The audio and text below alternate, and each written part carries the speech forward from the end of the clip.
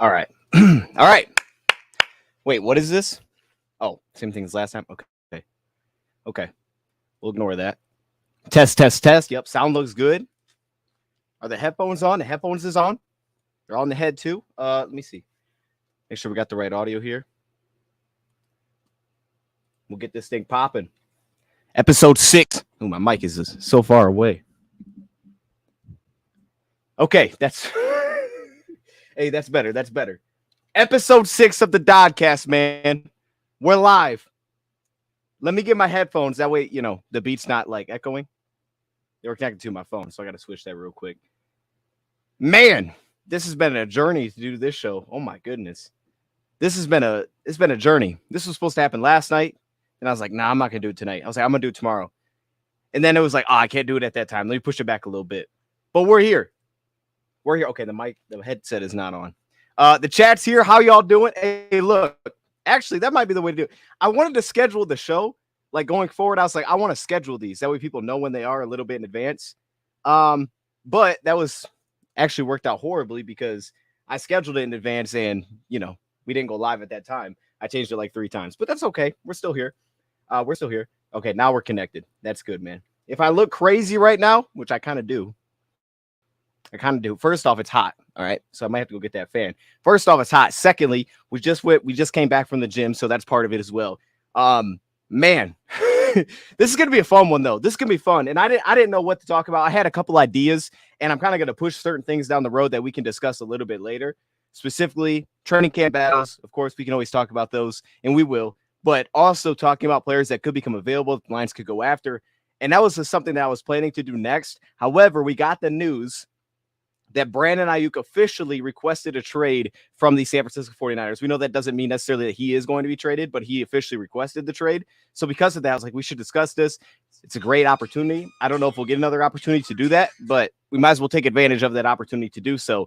And I'll read the couple of tweets that I had saved about why, you know, he may not actually be traded just because he requested a trade, but we'll figure it all out.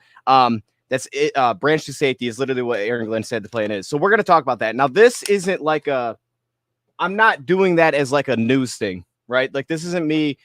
Here's the news. Branch is moving to safety. Like that's not what this is. Okay. This specifically is talking about why that would make sense, why it wouldn't make sense, that kind of thing. And that's what I want to talk about here. Kind of like what Sir Richard says when they say safety, whose position is he taking? Because I went back through and obviously Branch was awesome last year. Majority of his snaps were at the slot cornerback position, but I went back through, watched a whole bunch of games of Brian Branch, try to get some safety reps in there, see how he performed at safety. Because we talk about it a lot, and I thought he was good at both, just from what I had remembered. But I was like, if I go back and watch, I can get a good sense of this stuff. And then I thought when I was doing that, it tied in really well to the draft video that we did when Brian Branch was coming out of Alabama and kind of what the strengths and weaknesses that I thought were then. So that's what we're going to talk about today. Again, this is not like a news thing. You know, that is what it is, right? We'll figure out what they're going to do. I don't know what they're going to do, but I'll just give you my opinion on what I've seen from Brian Branch, what I think the benefits would be of him playing safety, and then obviously how that's going to affect everything else. And really the decision that the Lions are going to have to make if they do that, which is, to me, it's not as much as like, okay, he's playing this position. It's more like, how do we get the best players on the field? And this is a question. We'll get into this more, but really the question is it more valuable? Most teams run 11 personnel to have, or at least 3 receivers on the field. Is it more valuable to have Brian Branch and Kirby Joseph / Ife Melifonwu and say Amik Robertson or Enos Rakestraw Jr. in the slot, probably Amik Robertson first? Or is it more valuable to have the 2 safeties, Ife and Kirby together? Let's just assume everybody's healthy, and Brian Branch in the slot. What is the best on the field the Lions can get? What is the best group the Lions can put together in the back end? And that's really what the decision is going to come down to, outside of injuries and things like that. It's going to impact everything. Because I think that's really the plan here. It's like, hey, we have good players. We have certain guys that are not going to be out there that are good players that we really like. Maybe that's Ife. Maybe that's Kirby. It won't be Branch. We're going to have players that we like that aren't out there. But that's also the challenge, is like we have to put the best on the field. Lions figured it out last year with CD Deuce. They got creative with it. They found ways to get him on the field. And that's really what this is going to be about. But chat, how we doing? My man Brent was in here first. He said, howdy, everyone. I swear. Oh, okay. If I hear another Lions podcaster, am I a podcaster? I guess it is called the DODcast. So maybe officially Kelvin going into the Ring of Honor. I'll barf. Pride of the Lions is in Ford Field, not Jerry World. LOL. Okay, Brent, I got you. So if y'all didn't know, Kelvin Johnson is going to be inducted into the Pride of the Lions, okay, on September 30th. So, Brent, I got you, man. I thought we'd start with that, to be honest. No, I'm playing. Look, I've seen this too a lot. It's awesome. I think it's awesome, but I'm not going to dive into that too much. It's great. I'd love to see it. I think it'll be a great environment there. You'll see a lot of Kelvin jerseys. Also, what was it? Oh, I saw it. I was at a gas station yesterday, and I'm not like in Detroit, okay? I'm not in Detroit. I was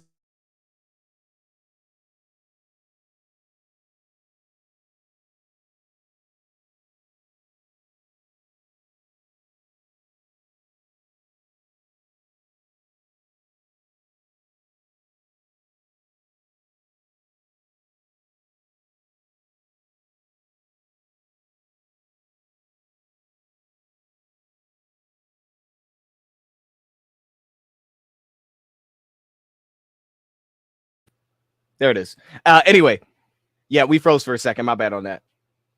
See, we got all these. This is what happens, man. You get a couple monitors and you're like, yo, this is going to be a fire setup. And then all of a sudden, all the monitors do is slow things down. They don't make anything better. Everything just slows down. It's like, great, dude. I got like 4 monitors and nothing wants to move.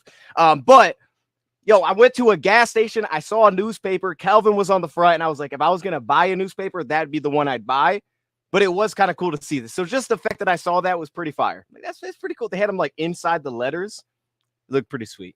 Anyways, with that, it's hot, bro. Like, y'all don't, it's hot, dude. Okay, y'all do realize it's hot. All right, I might have to grab that fan. But let's dive into it. Plus the lighting. It's really the lighting. Like, I got like all these umbrella lights on me. It's really the lighting.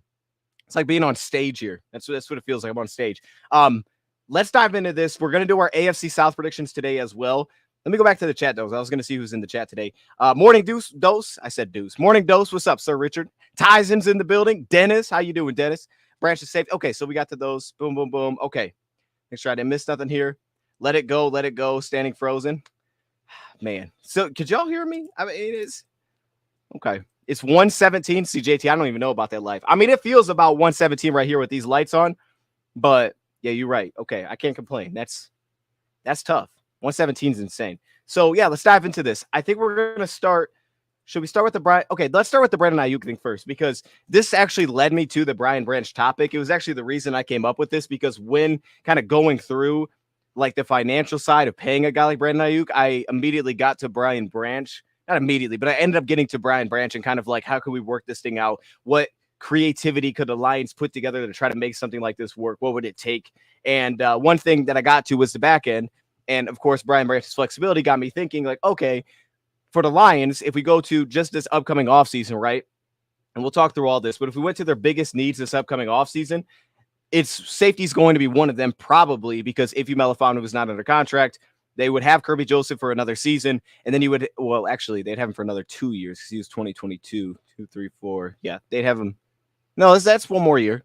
2, 3, 4. They have him one more year. So they would have their other safety. And it's like, okay, well, Brian Branch, if he's full-time there, it could potentially be cheaper to just go get depth at corner, because you're going to need depth at corner. I mean, it's going to either be a draft pick or a free agent signing, maybe a free agent signing. You're going to need depth, though, because either it's going to be re-signing Carlton Davis on a multi-year deal, which is going to be expensive, or it's going to be going out and just adding another corner because you just let Carlton Davis walk after the one-year deal. So they're going to need back-end help in some way this offseason, and it's probably going to take a little bit more than like a minimal deal, but maybe not. I mean, if it's a draft pick, or if Enos Rakestraw does really well and they feel comfortable with him out wide, maybe not. I mean, their future could be Rakestraw. It could be Amik Robertson. Brian Branch could give you that flexibility to go to safety. It could be Teron Arnold. And then you're like, hey, I'm good at corner. I mean, it could work out like that in a perfect world, but just preparing for what's next. What's up, Dose? Rolling 2 for this session, ATM. Oh, at the moment, rolling 2 for this session at the moment. Okay, I don't know what that means. I ain't gonna lie to you, but I appreciate you being here, Brent. How you doing? 79 here in Detroit area. Hey, that's not bad. Now, the truth, you're right, though, man. Like, bro, the monitors are a disaster. You know, you get more monitors. It looks cool. When everything's off, it looks amazing. Everything turns on and I get lost. I don't know what I'm doing. I couldn't even find the mouse last stream we were doing. Enos's slot corner. I could definitely see it, man. And then that would be like, okay, well, could Amik then just pop back out to outside? Because you do have Amik for another season, and he's very capable of doing that. So I think either way you want to flip those, I think they're both capable of doing either one. So you could, in a perfect world, you could make that work next season. You wouldn't need a big investment back at cornerback again. But speaking of that, the first thing I'm going to do is I'm going to share this with you guys, and we'll show the player a little bit, but I think we all know how good Brandon Aiyuk is. So, of course, the question is, should the Lions go after Brandon Aiyuk? Now, this isn't me saying, okay, make this clear, Lions go get Brandon Aiyuk. Like, that's not what this is. But we want to discuss it because it's an opportunity to discuss something different, and that's what I want to do. I want to talk about it. Let's just have some fun with this. So, speaking of Brandon Aiyuk, now, we're using over the cap. We know these numbers are not perfect in the future, specifically because they're just projected numbers, which means that if these numbers are higher, I mean, you could have more cap space, but it's all about the percentages, really. But let's just use their projected numbers here for a second to keep it simple. How could the Lions financially make this work? Well, here's kind of the best plan. Here's the best plan I came up with. Brandon Aiyuk. So if the Lions were going to bring him in, he's going to come in with like a $14 million cap hit based on where his number is right now. Financially, the Lions would be fine with bringing that on for the first year. They would have no issue with bringing him in for the first season, for this season. The issue would be paying him, because what you're probably going to give up in draft picks, I mean, that's the part I always feel is like, you know, if you do trade for him, even though they may not have the leverage maybe that they want, there probably is going to be multiple teams interested. It's not going to be a fourth round pick. Like, I don't think it's going to take a legitimate draft pick or multiple draft picks or a player in a pick, that kind of thing, to get him in. But I do think the fact that I think it's also important, the fact that San Francisco did draft 2 receivers, that their first pick was Ricky Pearsall, is like, even though they may not actually trade him, I'm not saying they will trade him, even though he requested one, because we have seen, it's been reported. I think it was Debo requested a trade at one point. He got re-signed. Who is the other one? Robbie Gould? Did they say Robbie Gould? That doesn't make any sense. I think I read Robbie Gould, but that does sound kind of crazy. Was it a kicker? In the past, the 49ers have had players such as Debo Samuel and Robbie Gould. And Robbie Gould also request trades before reaching deals with both players. The 49ers intend to keep Brandon Aiyuk, not trade him. So that's the report. And then the other one here is other teams that have reached out and spoken to San Fran have been told that the 49ers have no intention of trading disgruntled wide receiver Brandon Aiyuk, which officially requested a trade. And this is before camp, so, you know, trying to play the leverage game kind of thing. But I do think it's interesting that even if they may not want to, the fact is they do have a backup plan. Like, I'm not saying Aiyuk or Ricky Pearsall is going to be Aiyuk, but they do have a plan in place. Like, there is something there. So it's like they are prepared for something to go down if something did go down. But reading those reports, let's say a trade happened. So we could afford him this year, right? And then it's like, okay, well, how much are we giving up? But if we just stayed on the financial side, the problem would be the future. I got to assume Brandon's looking for somewhere in a range of $30 million a year. All right. I got to assume somewhere in a range of $30 million a year. If you got him on less, maybe this trade makes more sense. Hey, imagine a kicker requested trade. That's ridiculous. I honestly, I didn't think that's enough until I said it out loud. I was like, wait a minute, that sounds actually crazy. I got to look into that. That sounds nuts. But if he made somewhere around 30 million, so to keep it simple, if say 30 million a year he makes, that's like what St. Brown makes. How could the Lions make this work?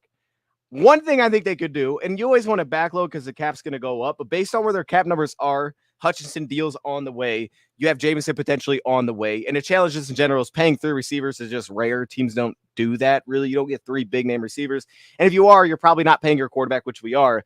Or a lot of other positions are built on rookies, which some of ours are. But the thing is for the Lions that they drafted so well that a lot of these guys are going to be in line for extension. So for the most part, like, they are built on rookies, but they're also built on the fact that re-signing those guys is a priority at some point here. But when we look at the financials, I think the first thing that they could do is adjust the cap number coming in this season.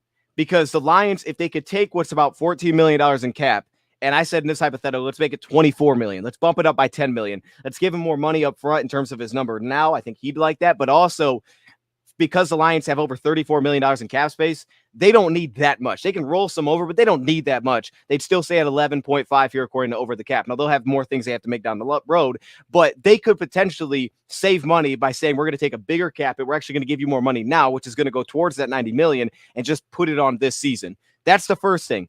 Then beyond that, it's sort of front loading a little bit because you're putting money there, but I'm still backloading the contract year after year. The second thing would be, of course, we're going to throw void years on his contract. And for his contract specifically here, I threw 3 void years on his contract. And I believe that the void years are, the void number is worth $8 million. Is that in total? I think it's $8 million in total over 3 seasons. So it would be like a $40 million guaranteed. Don't know if that's even enough, but let's say $40 million guaranteed. We spread it out, throw 3 void years on. Now it's $8 million once he's gone. So that's a $8 million void year, which the Lions do, right? I mean, you can see it right here with Breeder. It'd be high, but they've done that before. So financially, like the best way to, I think, make that work is doing something like that. Because the other thing that the Lions need, and the positive is that the Lions are in a pretty good spot already with where they are headed to next season roster-wise. Outside of safety, they're also in line to needing offensive tackle, which is either going to be Decker's re-sign. If it's Decker, I'm assuming probably somewhere in a $20 million per year range. And that might be on the low end. That's like a Deion Dawkins type of deal. $20 million maybe for a short-term deal, something like that. That's potentially in line. We'll have to see what happens with Frank, because that could open up some money for the Lions, depending on what happens with Frank. Maybe Graham clicks the center, and then hopefully some of your own guys can step into guard, or you have to go draft another one, that kind of thing. But they'll have to figure out tackles. So that could be Decker. That could be a draft pick. But if you give up a first for Aiyuk, that he's relying on that to be a starter is going to be very risky. But then they could always go after a right tackle if they wanted to push Penei Sewell, maybe save a little bit of money like that. So that's the second thing that they would need in 2025, getting offensive tackle. And then thirdly would be Lee McNeil. Now you can always backload these extensions. So it's always about alternating deals. What I like best about this idea is that it would alternate when the contract hits for Amon-Ra St. Brown and for Brandon Aiyuk, because I'm pushing it up more this year. Next year, I have the $20 million. If we look at Amon-Ra's deal, you can see it is at 13. So again, they're kind of balanced a little bit there. And then I'm going to start backloading it when the cap's supposed to be going up. That's when we start to see Amon-Ra's deal kind of take off. Where is he at here, actually? Where is Amon-Ra at here? Is he not listed here for some reason? I don't know. Wait a minute. Oh, here he is. Okay, 33. Wait, why was he not at the top? Okay, I don't know. His deal starts to pick up. So there is the idea of like we could just push it all into the front, but it's going to be difficult. So I thought this was like one of the best ideas I came up with, because this is $30 million per year, all in, first year, void year, counted. And you can see cap space wise, financially, they wouldn't have a lot to work with next season unless that number really spikes up for the Lions. They wouldn't have a ton to work with in 2026 either. But I did re-sign Taylor Decker in this thing. They always have flexibility. If they moved off of Alex and they move off Montgomery, they could open up some cap space doing things like that. Then it's the Lee McNeil deal. I think they would also need to get a Lee McNeil on a good deal, which would be almost like, hey, maybe we should just do it now then. You would have to get a Liam on a somewhat reasonable price. I think if he's in the range to make 18 to 21, I think, million next year. It wouldn't surprise me if his new deal is 18 to 20 million per season if the Lions pay him. I think he's worthy of that, if not more. I think that's where he'll fall. If you can get him on a nice deal, then maybe something can work out, because then, like I said, then you got Hutchinson and JMO kind of on the way. Then you want to alternate that. So if you push those into the backload, that would even more so say, okay, maybe we push more to the front here with Aiyuk. So that's how I would look at it. If the Lions also wanted to do something they with Penei Sewell, which is, pick up the fifth-year option on both of those guys, fold it into the new extension. That way that fifth-year option is not super expensive. That way we would get to 2026. It's not super expensive. Then maybe they can raise the cap number a little bit more in 2026 as well, and actually make 2027 lower for Brandon Aiyuk once the cap numbers start to kind of kick in for Jameson Williams, Aiden Hutchinson. So financially, can they do it? I think yes. I think you could find a way to make it work. It's more about the extension than right now. But is it going to be easy? Absolutely not. And the issue I have is a lot of things are going to have to go right. A lot of things are going to have to shake correctly. I think as well for the Lions to safely make a move like this is that, like, hey, some of these young guys got to hit. Some of these young offensive linemen have to become impactful pieces. Like, you're going to have to hit on some things here, and you're going to have to get some good deals done with guys like Taylor Decker to make this work out. So financially, is it possible? Yes. Is it likely? Definitely not. I don't think they'll do something like this. I really can't see them doing something like this. And to me, I think the verdict that I came up with was don't do this, because for the Lions, like, again, you're giving JMO that opportunity to take off. Yes, Brandon Aiyuk could be effective in this offense. He could be good with JMO. He could help us this year. But the opportunity that you're giving Jameson to take off, number one, you bring Aiyuk in, you're pulling away targets. Hopefully if we're healthy. Obviously, there's always that risk. But number one, you're just pulling away targets from him. So you pull away targets from Jameson Williams. You're seeing less of him. Now you got Sam Laporta, Brandon Aiyuk, St. Brown, not to mention Jahmyr Gibbs, Sione Vaki if they're playing. You have all these guys to get the ball to, and now you're like, okay, let's see what Jameson's about. And you want him to be more than a vertical threat. We have vertical threat in Khalif. He needs to be more than that to get the big deal that he's going to want down the road. So the Lions will be pulling away from, I think, the usage there, because they just don't throw the ball that much. They throw the ball a lot, but they're going to try to hope not to throw it that much. So I think you'd be pulling away from the upside of Jameson Williams if you did something like this with Brandon Aiyuk. You kind of cloud over it, and then it would be difficult to pay him, because it's like, okay, well, how much actually is he going to do, and is he worthy of this? And now once we do that, we've already paid Aiyuk, we've already paid St. Brown, so now we got to figure out how we're going to fit this new deal in with JMO. And then you're kind of in a tough spot with JMO where it's not like an easy pass to just be like, if he proves it, pay him. If he doesn't, don't. Now you're like, okay, well, he may have kind of proved it, but it's like, I don't know. We didn't see maybe as much as we wanted to because other guys were healthy and they took the ball. We know Aiyuk's awesome. We know he's awesome, but financially, it's just going to be very difficult and tricky to kind of work this all together. So we'll revisit this. I got clips to show because we know he's a good receiver, but I also have a second clip. But I want to see what the chat's saying. I missed a whole bunch of chats here. Thank you for correcting me. Thank you, my friend. Thank you for correcting me. I was wrong and not perfect. Okay, I did not. That wasn't me. I see you, Rick, though. How you doing, Rick? 49ers are going to pay Tampa Bay, Green Bay. Yes, this is teams. Wait. Tampa Bay's are going to pay Tampa Bay, Green Bay. Yes, this is the teams are going to play in the regular season. Then it's going to be a challenge for 49ers. I think the team's challenge for every. Okay, I'm a little confused, but I think what you're saying is San Fran's going to have some struggles later in the season, which I agree with. I don't think I think San Fran's taking a step back. I actually feel good about believing that. A little bit more difficult with a team like Kansas City. I think San Fran's going to start to take a step back. I could be wrong, but I don't think it's biased. I don't think it is, but it might be. I don't know. The JMO rocket ship is guaranteed to take off. I see what you were doing right there. I see what you were doing. You can sign a Dan Campbell player. Okay, so again, I'm not saying I disagree with that. Are you talking about that in the sense of because he wants to get paid, or are you saying it based on the field? Because on the field, I would say he looks like a Dan Campbell player. On the sense of he wants to get paid, and that's what's important to him right now. That's fine. I'm fine with that argument. I don't really have anything to go against with that. Like, that is what it is. However you view that. I mean, I don't know how the Lions would necessarily view that. Obviously, guys want to get paid, and I think Aiyuk. Fairly enough. I don't know what they're offering him, but if they're not offering him $30 million a year, I think Aiyuk has a real right to be like, hey, that's not enough, dog. Like, hey, just straight up, that's not enough. Like, I want out, bro. You're not paying me. Because what Aiyuk did for them and how good he was last season, it's obviously a great fit for him. And I think San Fran will show some clips. Has done a great job of like making it a perfect spot, like limiting any usage where he's not great in, and also just expanding on what he's really good at. But at the same time, he was so good last season that I can understand him saying, I want big money. 49ers made problems right tackle. But that now they added our guy. They added our guy out of Kansas. Their offensive line in general is kind of an issue from left guard over, to be honest with you. But you're right. Right tackle, I have to figure out. Unfortunately, I think that Dominic Pooney is going to help him a little bit there. We'll see. My man, Sergeant Curtis Schultz. Hey, my man's in the back. How you doing? How you doing, man? Ooh, that might be something. It might be something. Okay. Who wants to demand a trade? It's possible. It's possible that he doesn't. I know. So did Jalen Ramsey demand a trade?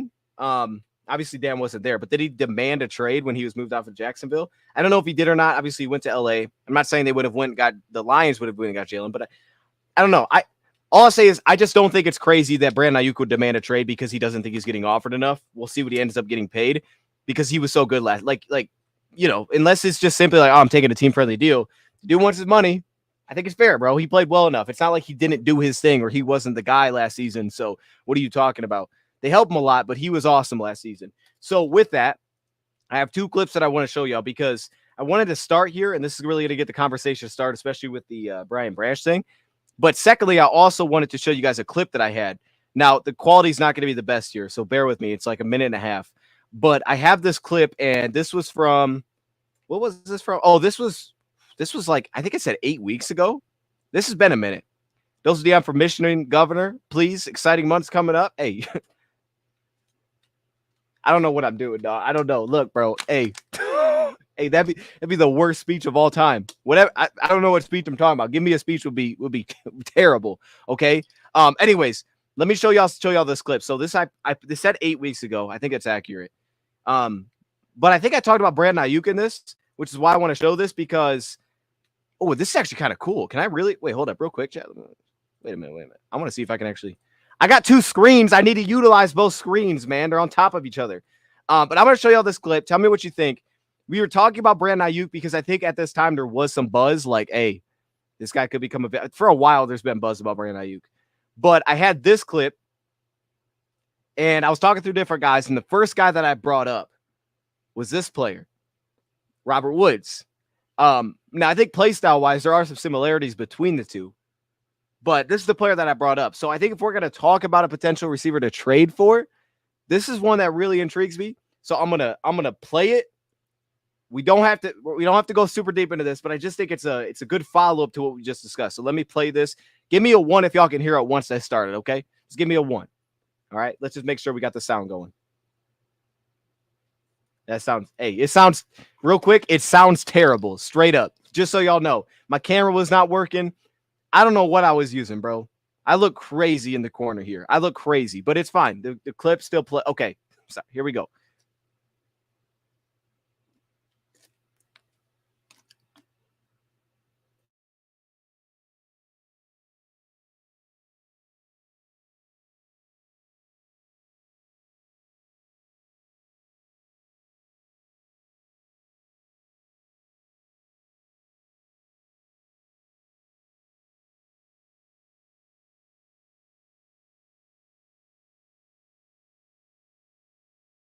Okay, there's no volume. Okay, awesome. So I'm glad y'all said something. See, I think the issue is I'm gonna try this again just one more time because I fixed this before. I think the issue is when I put it on another tab, it for some reason just doesn't play. So I'm gonna put it on this tab. That way it will play. I'm gonna show y'all this again though, because I do think that this is just an interesting. I think this is an interest. And now, yes, after release, now if he gets released, hey, this makes even more sense. You know what I'm saying? I'm on board with that too. Let me play it again. I appreciate y'all. Just give me a 1 because I think if this works, I know what the fix is to this. I don't know the reason, but I know how to fix it. So I'm gonna try this one more time. I got it. This will work. I'm very certain this will work. Just look at that upside is there, young player. That's awesome. I think the Lions essentially did that last year. They saw him play a little bit.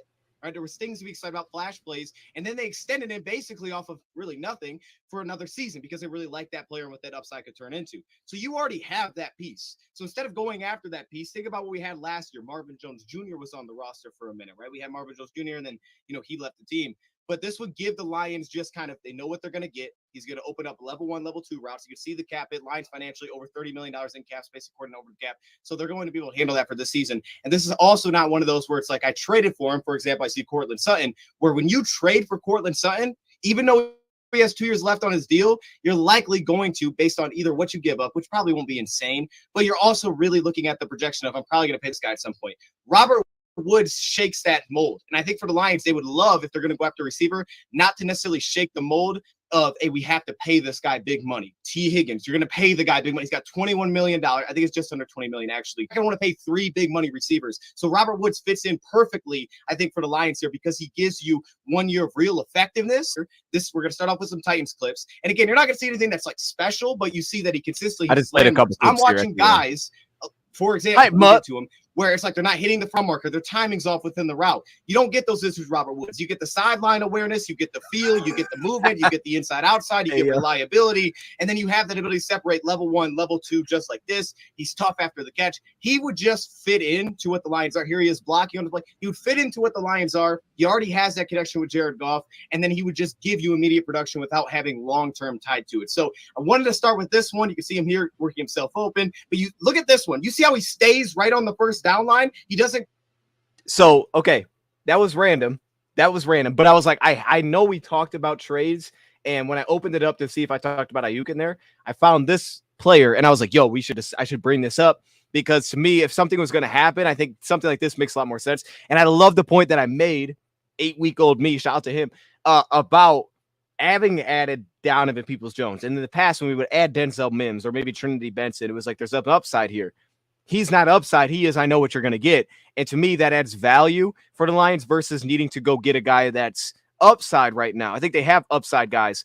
Adding a guy that you know what you're going to get, kind of like Marvin last season, even though he didn't stick around, could add real value for just depth purposes for the Lions. Plus, while he's not maybe the vertical threat, I don't think the Lions necessarily need a vertical threat right now. I don't think they need just a guy that could take the top off.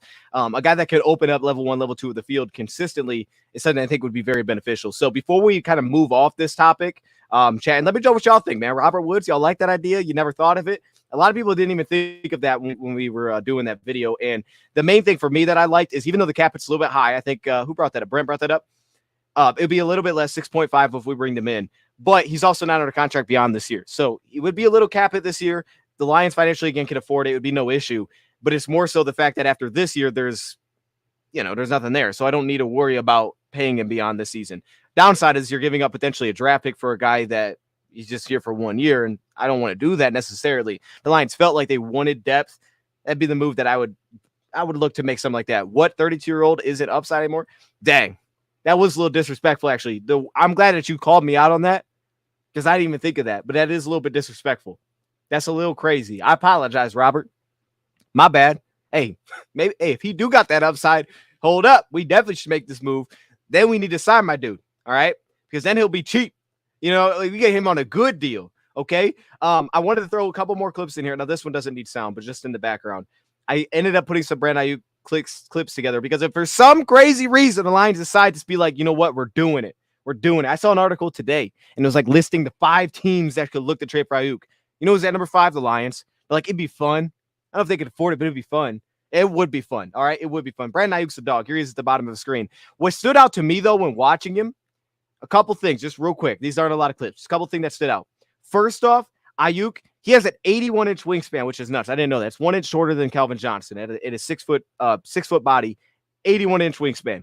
But it's really this. Watch how he gets off the line. And the only reason I bring this up is because, you know, recently, you know, being around a football team and kind of trying to focus on the details, learn the details. Today I was trying to learn about release types, those kind of things. Watch how he gets off the line. Watch how he has his weight towards the front foot, how he explodes off the line. Look how there's no false steps when he goes. He just launches, how quickly he is into that release. And then at the top of the route, he's very efficient. That was the word I wrote down, very efficient. He's also instinctive. Like, hey, outside leverage, I'm going to press him inside, bam, plant that thing down, get back outside. Very instinctive of just knowing how to create space. And I think that's what made Aiyuk so good. If you look at him in man coverage, he was great. I was the 4th best player against man coverage this past season in the NFL at the receiver position. So he's really good in that category too. Statistically, he was awesome this past year as well. We know that he was like the yard after catch guy back in college. Here he is as a blocker, just to kind of show some clips there, because the guy will block. He's nasty. Okay, he's a pretty vicious blocker. You see him here on a linebacker. he battles. Okay, he absolutely battles. So I don't think fit would be an issue. I think he's better on like the slants, like this, for example. You see him at the bottom of the screen. I think he's better at slants. He's better at the over routes, better at maybe the dig routes versus a deep curl, or on even some of the level 1, like underneath routes, like here, like a deep over. On some of the underneath routes where it's like, let's run a whip route. It's like, let's get in and out of breaks. You seem to kind of lack some agility and some kind of shake. He kind of gets bumped up by coverage a little bit, but he's just super efficient. He strides out of his brace. He creates a lot of separation. There you kind of see that instinctive feel. And as soon as the ball's in his hands, he's taken off. Okay, so he's an awesome receiver. He would fit here because he can open up the second level. To put that in perspective before we move on, the numbers last season for Brandon Aiyuk between 10 and 19 yards, he caught, let me say this right, he had a 65% receiving percentage. He caught 65% of the passes that were thrown to him between 10 and 19 yards last season. We know that's a huge part of the San Fran offense. 3 touchdowns, 696 yards. If you compare that same 10 to 19 yards to St. Brown, he was catching at about a 68% rate, 2 touchdowns, 540 yards. So just to put that, the guy that eats over the middle of the field in St. Brown, Brandon Aiyuk had way more yards than that second level. So just like you could make it work is what I'm saying. There's limitations, but that's why I said I think San Fran did a nice job of hiding a lot of those limitations. And because he was so willing to be a blocker and do the dirty work and those kind of things, he fit in that offense. Obviously, because he's so good after the catch, everything's about catch and run there. That's a nice little value to add as well. I always signed Woods and Madden as a mentor to UDFA receiver 2 years and out. Ooh, okay. I see you. I see you. That's some detailed work right there. In free agency, you actually signing mentors. I'm that type of dude to go sign a guy and trade him immediately because the game somewhat broken, right? I go sign a dude and then I'm like, let me trade him to a team to get your like 6th round pick. Why didn't you just sign him? I don't know, but you did it. So here you go. Now give me a draft pick for him. And they accept that. You know, they accept that. It's a little dirty. All right. It's a little dirty, but you got to do what you got to do. Take advantage of the system. You know what I mean? Hey, that's truly hate the game, not the player right there. Okay, I said that backwards, but that's what that truly is. All right. I like Woods. I just want him super cheap because of his age. I feel you. I just don't worry about money as much right now because I don't think we really need a lot of it. You know what I mean? That's where I'm not really too worried about it. And then it's like, yeah, beyond, if he had more money beyond, I'd be more worried about it. Okay, so give me 1 second. We're going to move on to the Brian Branch discussion because this is just an interesting discussion in general. So give me 1 second here.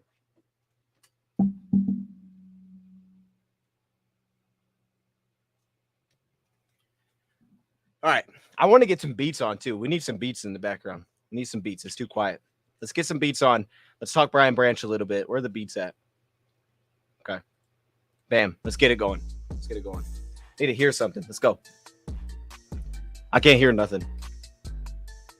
Hold up. Are the beats playing? I don't even think the beats are playing straight. Okay. You know what? It's all good. Forget the beats. All right. Forget the beats. We're just going to get right into the Brian Branch thing. I don't know what's going on. Let's go to Brian Branch here because, like I said, this was something that came up because I was trying to come together with, okay, how can the Lions financially make it work if they were going to do something like that? It's really difficult to, so I don't have it happening. So that's the main thing. Well, we need to have cap. So here's the only thing, though, Brian. Here's the only thing, and I don't know this for sure. I don't know when the period started, but I will have to keep an eye on because you do have to spend a certain amount as a team. You have to hit threshold between a 4-year span. Maybe the Lions are already there. Maybe they're not. They do have to hit a threshold for the Lions. Every team does in terms of the cap that you actually do spend. So there is that. I'm assuming the Lions hit it, but if they haven't, that could actually be beneficial. And then outside of that, be like, what can you roll over? Now we know that they do use their money during the season. I just don't think they would need $30 million during the season. I mean, you could have a few $1 million. You got moves, you got cuts. You're gonna have some dead cap pop up. You're gonna have a guy that we're gonna sign to the practice squad.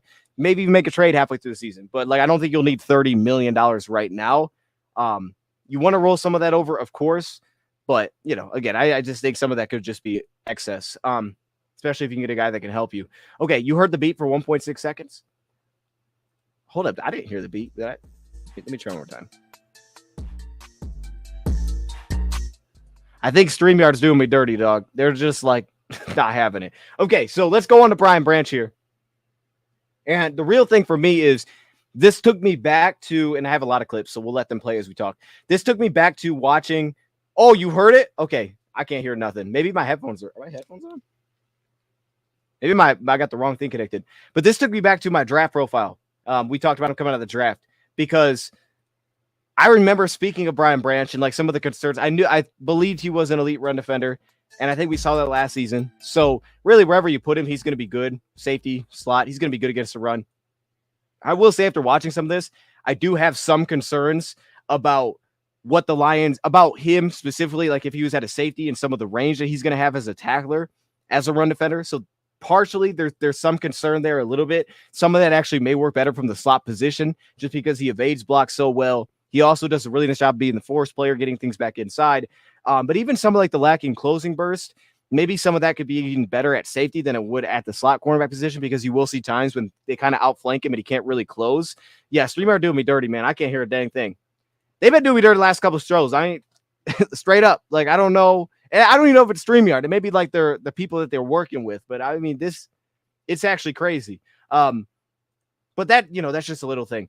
But this took me back because when we talked about Brian Branch initially, and I honestly could pull the clip. I remember discussing like my concern in man coverage and how he could really carry routes into like level 3 in man coverage, specifically as a slot corner. We know about the 4.58 40 time. He's not the most explosive athlete either. And I think even last year we saw some of that pop up when you just watched him at the top of the route, kind of mirroring guys. But even if you look at it statistically, and I think I have the numbers right here. So let me see. I think I have the numbers right here. If you look at it statistically, he graded out much better in zone coverage than he did in man coverage this past season. Again, both of those snaps were in the slot. Man coverage, now statistically, he was great in both, and I think he's great at both. So again, I'll talk to you about like where I think he'll fit or where he should fit, or does it really matter? I mean, does it even matter? Because I just want to kind of start with a little bit of a background here, maybe make some of the case for moving him to safety more often. In man coverage last season, he allowed 10 receptions on 26 targets, 64.3 passer rating, earned a 64.5 grade. That's like above average according to PFF. But the big thing there is that the Lions obviously want to play more man coverage. They want to get back to that. And I can remember having that little concern about him in college. The thing is, though, the Lions as well, for their slot corners, like most teams do, unless you're playing cover zero, you're going to have help that you're playing into. And he does such a nice job with like, okay, I got safety up over top, play into that leverage. He does a really nice job playing leverage, switching off routes. He's very football intelligent. He has a lot of football intelligence. So he does a really undercutting routes where he understands where his help is. And it's not a lot of situations where he has to just chase guys. That doesn't become really something that pops up whatsoever for him. There are some catch point things because he's a little bit undersized. You could argue that's more of a concern from safety if he's getting matched up with tight ends. But to go back to my original draft breakdown video, maybe I will have to pull that up. I can remember discussing, as my camera flies away, I loved Brian Branch against tight ends in college. I was like, this guy's really good against tight ends in college. And the Lions gave him some of that work this past season. They put him on tight end. So even though he's undersized, he was capable of handling that responsibility. So as I kind of let this play a little bit, I think the man zone thing is super interesting if they want to play more man coverage, that potentially some of the limitations there could be minimized in a way. And because he could play man coverage on tight ends, moving him to safety wouldn't be a problem. Now, what you like about him, and we'll start with the safety move, is that in zone coverage specifically, I think his footwork, I think his transition ability, which is really good, but not necessarily explosiveness, but more so just his footwork, his balance that he plays with when he transitions. I think that specifically would translate really well to safety. And in the minimum reps that we did see it last season, I think PFF's numbers were off here and how many reps he actually played at safety, because like this is where we used him. Also, what's interesting about this is you notice, so again, personnel-wise, I think this is a tight end, but if that's back, either way, they have two receivers, so they put him at safety. This is something that the Lions did. They had some injuries last season, so that was part of it too. Tracy Walker was in at times, and without having Ife Melifonwu, they did this. They would put him at safety. He wouldn't come off the field. And this really we saw between weeks 11, 12, I think 13, maybe 14. We saw it for like that sample size. After that, Ife Melifonwu got into the mix. We started to see him play. And once that happened, we stopped seeing Brian Branch really play safety. Brian Branch was your nickel slot cornerback, and he wouldn't play that role anymore. So there were more occasions where he would just not be on the field. And instead, it was just going to be Iffy and Kirby in packages like this, and he just wouldn't even be on the field. So that takes me back to the whole point of when you're talking about a guy like Branch and you're talking about who should be on the field and playing safety, like, does that matter? Overall, one of my biggest takeaways is I think he can do both. And this was something where I came into it. I'm talking about these notes that I had back in college, and maybe there's some little things where it's like, I got some concern here, or maybe this could be even better if he's at safety. Like, you could see it. Watch him move at the top of the screen. This is Brian Branch right here. You can see from safety the way that he moves. He has the CD Deuce trait in zone coverage where he plasters routes in zones. When he sees it, he takes off. He transitions and flips his hips so well that when he would move the slot back in a safety role, he can handle cover two assignments. He does those things so well that I think his movement will be really good. He has the range. He'd be fine at safety. And usually guys that run a little bit slower go to safety, as we always talk about. And then in man coverage, though, where I was like, all right, maybe there's more here. Maybe I have a wrong memory of how he actually played in man coverage. But truly, he allowed whatever his grade was, allowing 10 receptions of 26 targets, which is great. He was really good in man coverage. Like, I was expecting to see worse, and maybe I was going to have like changed my mind. Maybe I was like, okay, he probably should go to safety because there is some real limitations here. And even though I think there is, he's still really good. Like, if he was your slot corner and you played more man, would I be concerned? Not really. Like, no, I think he can do that. Like, on paper, I think there's a world you could say, like, maybe that's not the best role for him, right? Because there are more limitations that could show up there than it would if he was at safety. But to be honest with you, man, it just didn't show enough to the point where I was like, yeah, this is real. I kind of just walked away, was like, you know what? Put him at either position. He's good at both. You know, this isn't something that we necessarily have to overthink. He should be on the field. He's really good. And he handled his own man cover. He's a good press corner, as you see here. He has really good control. He could play kind of that catch technique as a quarterback as well. So that's supernatural. Here at safety, this is where I like him, though. It's because his awareness. He takes away routes. He's very quick and responsive at safety as well. I don't know. I'm just not buying into Caleb Williams hype. Just not buying it. Well, I hope he's not good. Straight up. I don't hope that for him, but for the Lions, I hope that he's not that dude. Or maybe he is that dude, but the Bears don't know what they're doing. And, they just, that's it, and he could be good elsewhere. I'm cool with that too. Obviously he's very good in the box. I think as a blitzer, we saw how effective he was last year, specifically as a blitzer, because, and here you see him off the edge right here, getting behind the line of scrimmage, specifically because of his timing. Like when we saw him blitz, and he was effective as a pass rusher here too, but he really gets to run. Like as we know, right? It was the amount of slot blitzing that the Lions would do to stop the run. So in a way, it's difficult for me to look at him and say, just put him at safety, even though he'll play in the box. And a lot of times you got similar roles, right? If he's playing in slot corner here and say it's cover 3 and he's got the flat, versus if he's a safety, it's cover 3 and he rolls down and he's got the flat. Like, he's still playing the flat. He still has the same responsibility, because the Lions would play like straight cover 3, right? They were playing straight spot dropping cover 3. So because of that, part of me doesn't like the idea of pulling him away from the line of scrimmage, because he was so impactful against the run by his blitzing. Like, he made such a difference for the Lions. The TFLs, you got the momentum would change immediately, right? It was like, I remember Chicago, it was like, boom, -4 run. Because he would take off, he hides it so well, you transition so well, and he's such a reliable finishing tackler. As soon as he gets in the backfield, he's bringing someone down. So it's like, I don't want to pull him away from that. I want to buy the line as much as possible. Now he can get that from safety, but part of me doesn't love that from slot.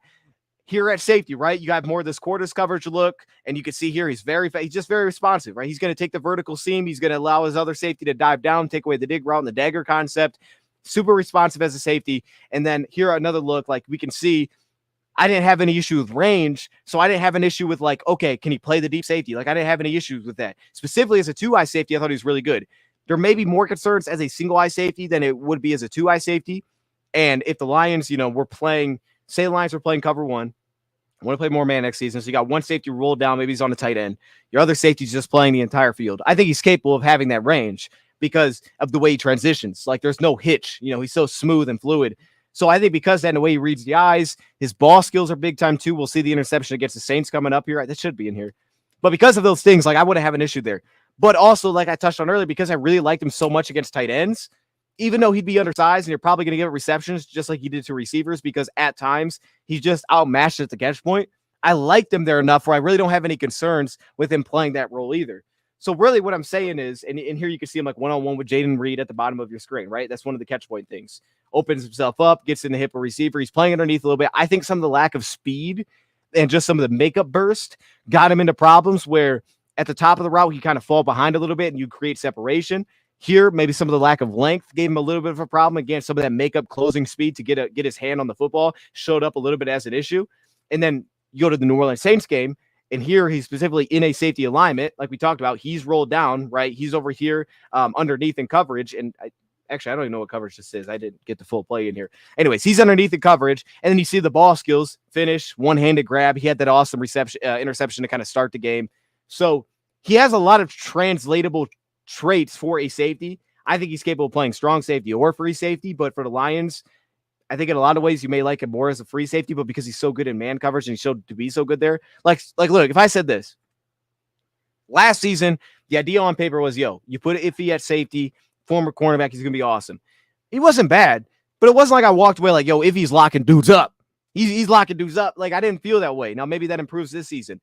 But if Brian Branch was doing that, like if you had me and you're like, put all the safeties in the room and throw Brian Branch in there and you're like, hey, you guys got to play 1-on-1. You got to play man coverage on a receiver, a slot, maybe a tight end. Who out of those are going to have the best, reception to target rate? Who's going to allow the lowest reception rate? I would bet on Brian Branch. I'm like, that dude does not give up space in coverage. He just doesn't give up air. He just does not give up airspace. So you're going to have to throw a tight window pass. And maybe some of those you'll receive. Maybe that gets exposed more having to deal with tight ends because guys will just kind of put it up and out and away. And even though he's all over him, it's like, well, that's not actually the benefit. The tight end's not supposed to get open. Instead, it's just that you can't take the ball from him because he's too big. That could be an issue on paper, but because he gives us so little airspace, and this is what I'm talking about. You see that transition? You see the flip here at the top, right? And the shell kind of cover. Look at flip around. Bam. Get himself out to this fade route. Like, I walked away just thinking, bro, he can do either. Like, I wanted to have a conclusion, like he should be a safety. He's not a slot. But I walked away like, I think there's pros and cons for both. I think there's truly pros and cons for him playing either position.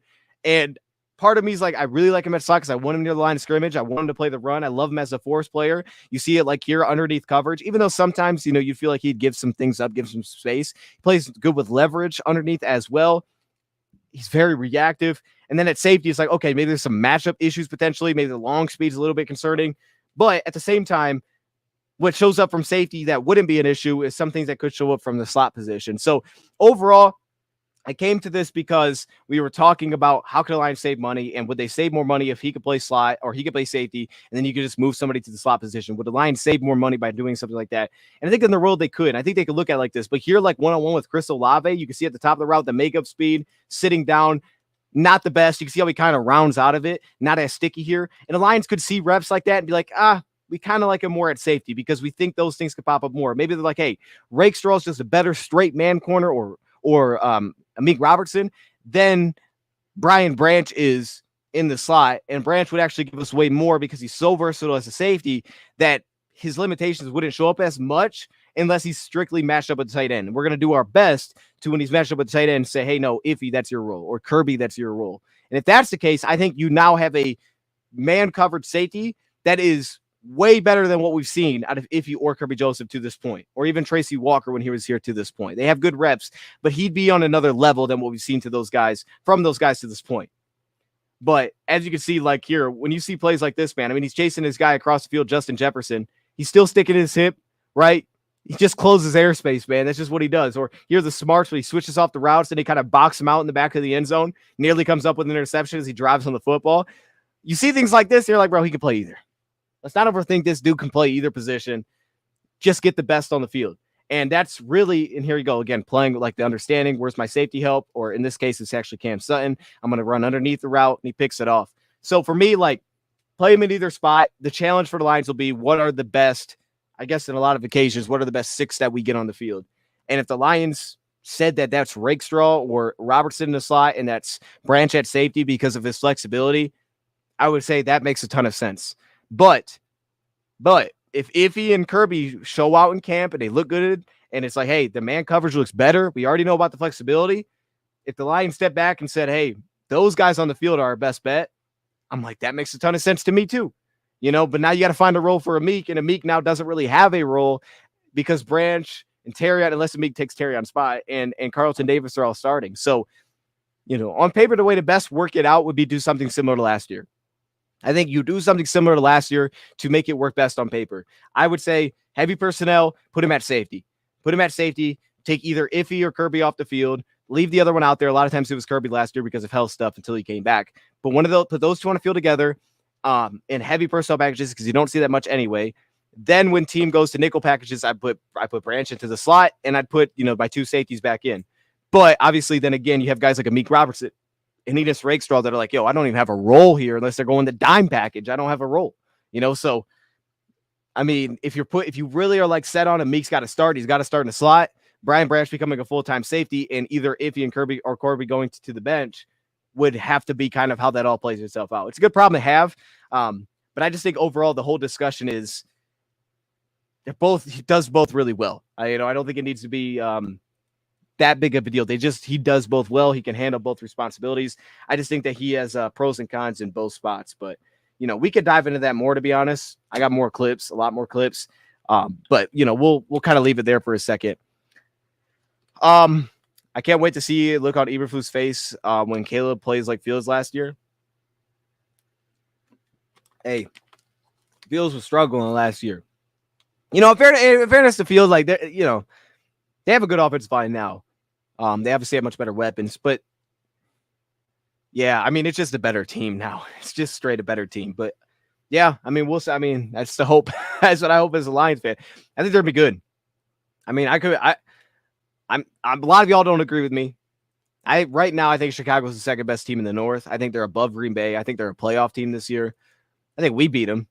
I think we'll at least split with them this season. But I got them above Green Bay and Minnesota right now. I think they're actually a good team. I think they're going to be a playoff team this year. But it always feels like that kind of team that's getting a lot of hype just won't do it because there's just like too much hype around the team. So it's just not going to happen. It can't happen. There's too much buzz. All right. Last thing I wanted to go through, and we did this if y'all saw the last podcast episode. We did, what was this? Okay, we did our AFC West. Wait, what was it? Chargers? Chiefs? That's AFC West. We did the AFC West predictions. Today, we're going through the AFC South. And if you didn't see the last one, I'm not giving them a record, mainly because I would have to, honestly, if I gave them a record, go through each game by game. And that's something that would have to line up with every team, and I don't want to do that. I'm just going with where they finish. But also keep in mind, just because they're not first doesn't mean I don't think they can make the playoffs. And I've been thinking about this. I was struggling with yesterday's or last shows a lot because I ended up having Denver, I think, at third. And the more and more I think, I'm just like, that's crazy. It's crazy because they have everything, but you just don't know what their quarterback is. But it feels crazy. I don't love their defense still. So I end up putting up the third. I'm struggling with that one a little bit, but these are all kind of tough. So we'll start here in the AFC South. And we'll start off with the Indianapolis Colts. I think Indianapolis has a lot of hype. And specifically Anthony Richardson has a lot of hype. And I love the dude coming out of the draft. But I'm a little bit more concerned, I think, than most. I didn't think Anthony Richardson was that good last season. I really didn't think he was good. I wouldn't say he was good last season. I would say he was below average last season. He had awesome plays. His legs were, he would take off. He obviously had the injuries, but even healthy, I didn't think he was good last year. I thought Gardner Minshew was the better quarterback when he was out there. I thought he was the better quarterback. there was a lot of like, yo, Richardson, you can't miss that, dog. He missed some easy throws. And then he would make some awesome off schedule. He'd find his tight end downfield, and you're like, that was awesome. And then when he started to run, it was a problem to deal with. But I'm really concerned about that, man. Like, personally seeing, I mean, he needs to take that jump, because offensively, not a lot of questions I got. I really like what they did with the receiver room. They have a lot of guys that wouldn't really separate until now. Adonai Mitchell's in the mix. I think he has separator upside. He's going to be key. Josh Downs, he's big time there as well. Those guys are going to be key. They need those guys healthy. They need early Adonai Mitchell. But having Michael Pittman in that mix with Alec Pierce, it gives them a nice mix if those guys can live up to the hope there. The running back position, probably one of the most underrated, but for some reason, I don't know, fantasy terms, like, he's incredible. Jonathan Taylor is incredible and healthy. So they have Jonathan Taylor. They got that thing figured out. But what I do love about Indy, though, straight up, I love the fact that Joe Flacco's their backup. Because when I was looking at this, man, and like I just said about quarterback, I was like, yo, if they had Gardner Minshew, I'd feel way better. But I'm like, wait a minute. Oh, they got Joe Flacco? They got Flacco after last year? I'm like, you know what? Flacco got it done with a good offensive mind. He can get it done with Shane Steichen. I actually feel really comfortable seeing Joe Flacco as the backup. I like what they have at tight end. Jelani, well, we haven't seen a lot of those guys pop yet, but I like what they have.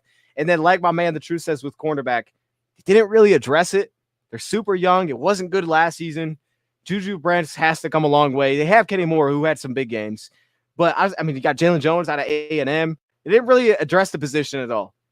At safety, you know, they're young. They got Blackman, who's a good safety. They have good safeties. They just got really young secondary.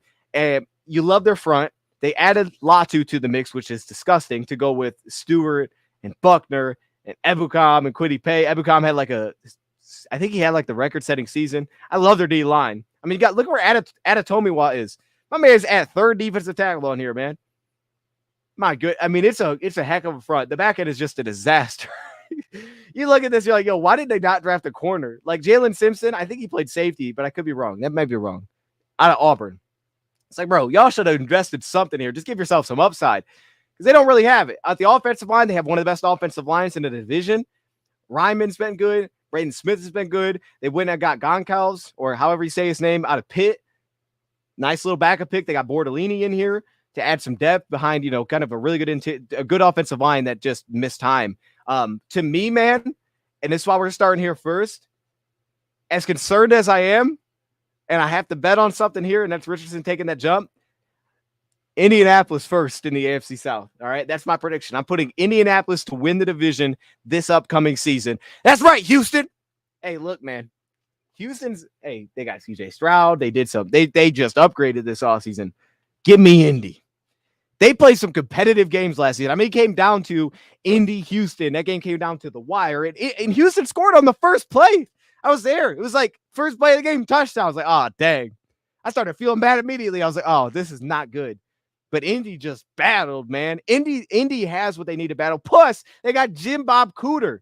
So how can I not take them to win the division? First place, Indianapolis Colts. Leave it right there. I'm going to leave it right there. All right.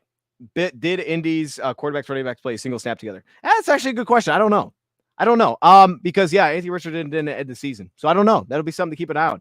But when Taylor came back, my gosh, that guy was a handful. When Jonathan Taylor came back, he was incredible for them. Okay, so that's first. I'm going to put Indy at first. I don't want to do these all in order. Maybe I do. All right, let's go Jacksonville next. Indy got to prove they can win in Jacksonville. It's all good. They're going to win this year. Because you know what? I got Jacksonville fourth. Jacksonville fourth in the division. I think it's going to blow up after the season. Now, it's kind of crazy saying that because they just paid Lawrence, so you can't really blow it up. I like Doug Peterson, man. So I always struggle picking a coach that I like. Jacksonville last. Jacksonville fourth. Someone had to be fourth. Jacksonville, unfortunately, it's you. And I know, hey, at one point they were first. They were like 8-3 last year. Then Trevor Lawrence got banged up. I get it.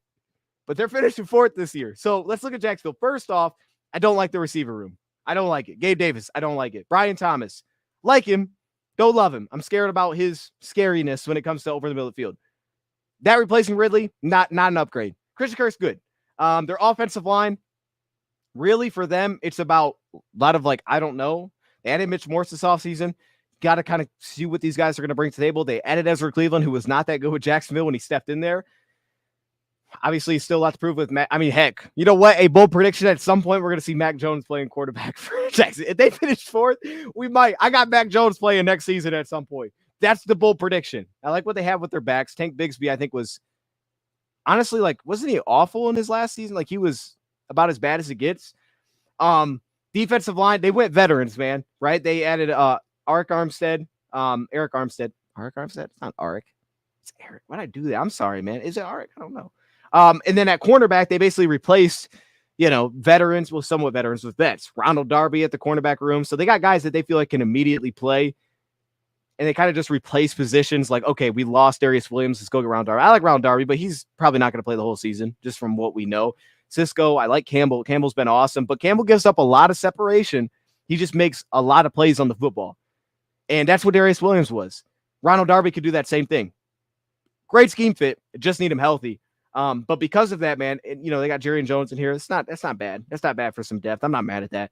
Trayvon Walker. Thank you, Jacksonville. Fourth place. I mean, Houston last.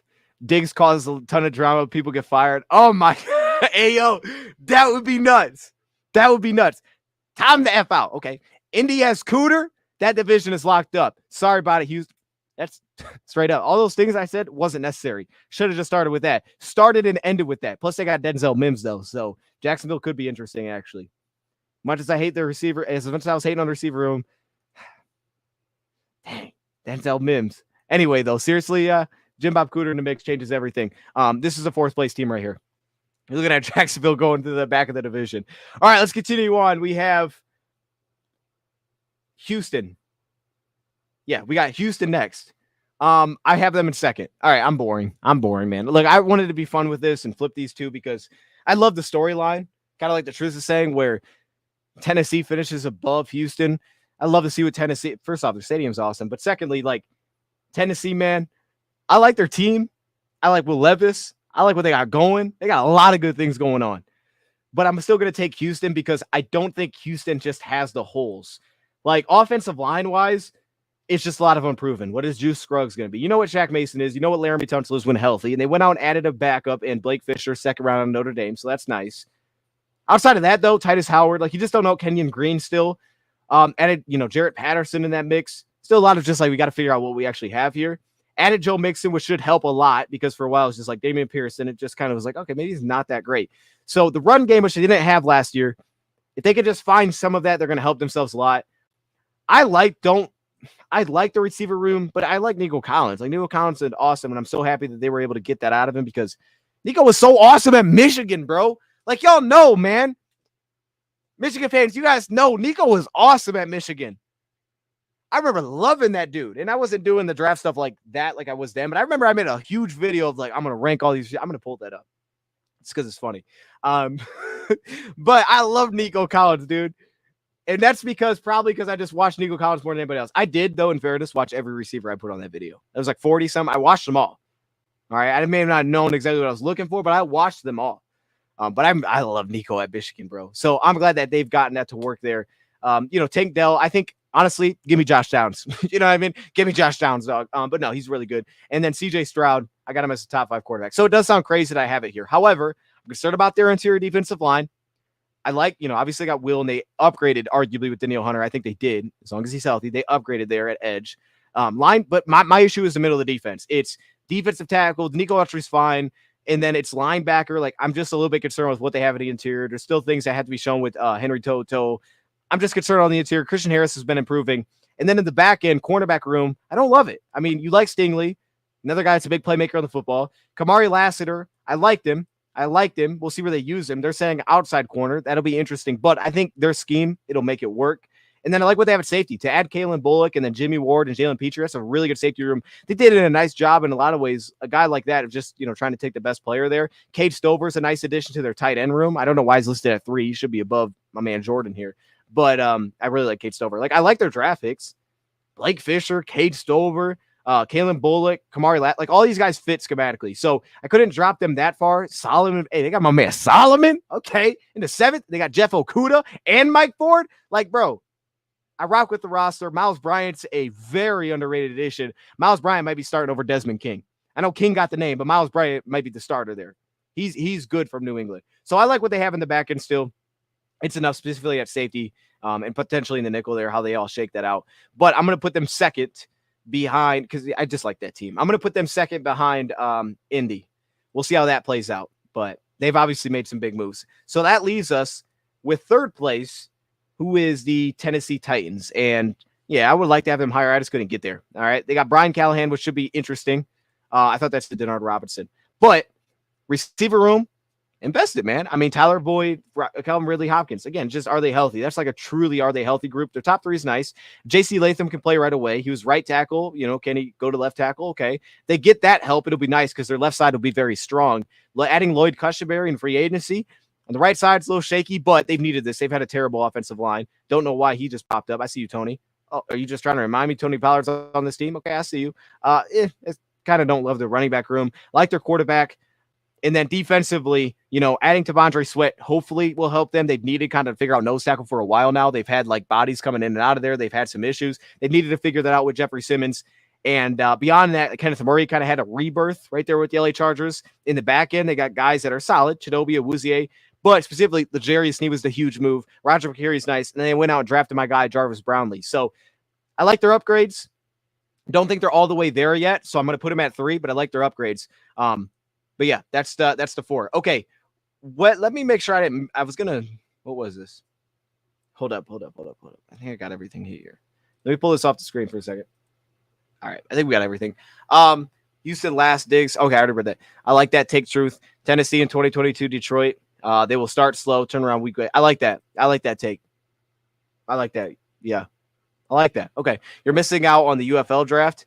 Some legit names getting picked. Wait, is that right now? That's right now? Hold up. I didn't even know that was a thing. Okay. I'm going to look it up. Hannah, let me see.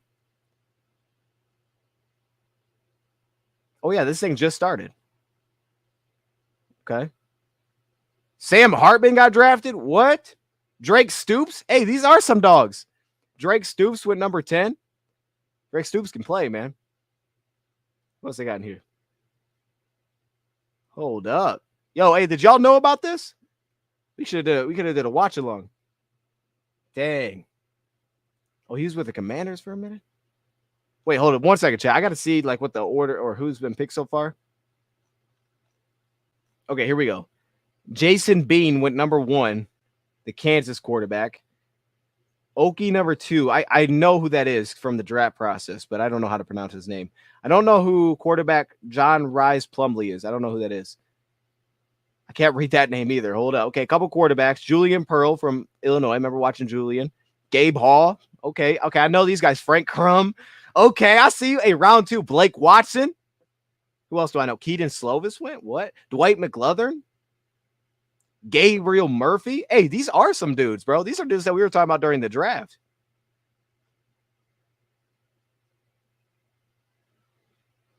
Okay. Oh, it's about over. Is this thing over? Or is this a mock draft? What am I looking at? Oh, okay. Are they done? Yo, why is this thing so far? It says round 10. Are they in round 10 already? I don't know. It's interesting that you brought this up, though, because these are... Dang, Drake Stoops went round 10. Now they did him dirty. Joshua Cephas went round 10. Yo, did it not just say Joshua Cephas was on the Titans roster, so he got let go? That it did. Did it not just say that on the screen? UTSA. He must have got let go. Ethan Driscoll's in here. These are some dudes, man. These are some dudes I remember from the draft. Okay. Hey, that's kind of fire. I'm a little bit upset that I missed that. We could have watched along to that. But anyway, last thing I want to do before we get out of here, I want to find this. Those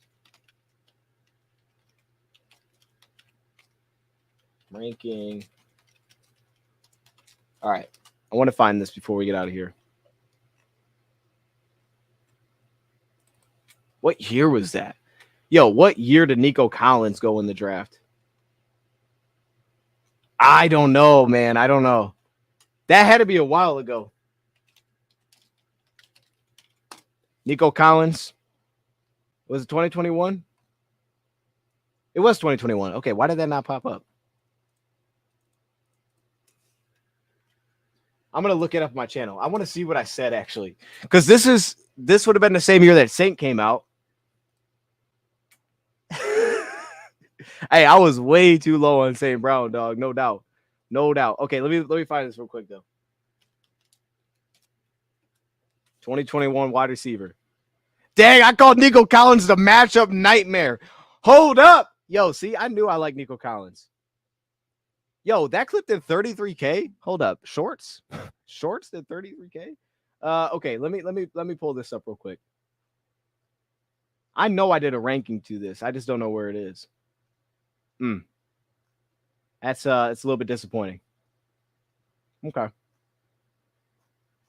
Yeah, okay. I don't know where it is. It's all right. We'll leave it there. We'll leave it there. I knew I like. Hey, go chat. I gotta show this on the screen before we get out of here. Okay. This is how the video opened up. This is I mean, I'm chilling. The background looks awful, but sleepers. Draft sleepers. You love them. Draft sleepers are the best, right? They're these players that I can't. No, I can't with that. What is this? No, I can't. All right. Yeah. I don't even know what I would have done in this video straight up. Like, what did I show clips of the player or did I just talk? That I really like coming out of this. A lot of things that he can bring to the table. Oh, I had the notebook. Hey, straight up, the notebook. There's no clips here. Oh, here we go. Hold up. He needs it. He basically no production underneath. I mean, if you're looking for a short, quick. Yo, that's that non-copyright clip. Yo, there's like no clips in here. Burn. So he has good speed. Dang, wait, hold up. Not burners. Round 3 to 5. Okay, that was accurate. That was accurate. Body control, jump balls, solid top end speed, blocking pass. Man, I don't know what that means. Effort helps quarterback. Okay. Blocking pass is crazy. I don't know what that means. Cons production. Yeah, he have no production. Quickness, drop, separation, run block at times. Okay. Short routes. No 2022 season. Hey, I'm not mad at this video. Oh my, I forgot about this ending. All right, we're gonna leave it here. We're gonna leave. All right. Hey, he was a matchup nightmare last year. He opted out COVID season. Started winning versus Michigan started winning versus TTDS. Wait, what is T? I don't know what that means. I just remember Nico getting got mad at Michigan for finding Don, predictable Brown. Oh my gosh. Yeah, let's not go back to that. Holy. All right, we don't need to talk about that. Anyway, man, I appreciate y'all joining. This was the DODcast episode 6. I got to go check out more of this UFL draft. I'm sure you guys probably don't care too much, but Panda, shout out to you, man. I appreciate you bringing that up because I'm going to check out who actually went here because it looks like it's finished, right? Unless they do more than 10 rounds. But before we do that, before we officially get out of here, I dropped a blocking pass. Okay. All right. Oh, that team down south. I see you. Yeah. Feels so good, doesn't it? Oh my goodness, man. It feels so good to like win that game. It's wild. Wow. It still feels amazing that we've won that game a few times now in a row. Feels amazing. Really feels incredible. Yeah, DT fan, man, that's crazy. All right. We got the comments from last show. Shout out to my man, Dirty D Lion 685. And as always, I'm going to react to the comments from the last live show in this live show. So after the show ends, put some comments down there. I'll check them out next podcast episode or DODcast episode. Yo, Neon, great show, man. You do a great job. Hey, I appreciate you. Are you a Colts fan as well as a Lions fan? See, that's actually weird because that I always hear you talk about Colts games in your videos, but I don't know the backstory. Okay, backstory on that is I worked with the Colts last season. So I'm not really a Colts fan, but like when you're there all the time, and look, they were good people, man. The Colts were awesome to me. So like the opportunity, really good people. I was all there for every home game, like I talked about because of that. And it was kind of cool being like somewhere a little bit different. Like the drive was a disaster, but it was actually kind of fun. Like I would get up at like, what time would I get? Like 4 a.m. I think 4 a.m. Take off, that way I could get there. We started at like 9. So I think 4 a.m. I'd get about 4, take off. Like it was dark out until I was really like getting into Indy. And then I'd drive back. And it was actually kind of cool. It was nice. It was your entire Sunday, but it was pretty nice. And then I stayed the night a couple times. That's why the one show we did from a hotel room, if y'all remember a preseason game, we did it in a hotel room because I was staying at a hotel there for a couple nights because I had to work throughout the weekend. So That's why. That's what that's from. That's why I have this football. It's a beast football, though. Hey, straight up. It's a fire football, dog. You know what I mean? But that's why I got the football. I got cards. I got like different random stuff. So I appreciate you, Dirty D Lions, for anybody that didn't know. Thomas Owen says, missed alive. That's probably my fault, straight up. Like, my timing is terrible. And then Kenneth, shout out to Kenneth. He says, let's go Detroit. Kenneth, man, he's been in here all the time. I don't think he's here today, but he's been here all the time. So shout out to Kenneth. All right, I think that's it. We're going to wrap it up. DODcast episode 6 in the books, and we'll be back soon. I know this was the Wednesday show, so I'm going to aim to hopefully get a guest on for Friday. I think that's what I'm going to go for, and we'll just have to see.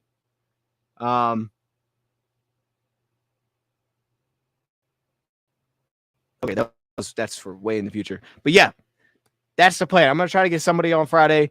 Unless we do something Thursday too. Maybe we'll do one with, one without. We'll see. I don't know if we're going to do something Thursday, but I couldn't really do anything yesterday because I had to hit the doctors and stuff, but for the ACL stuff. But Thursday may do something still.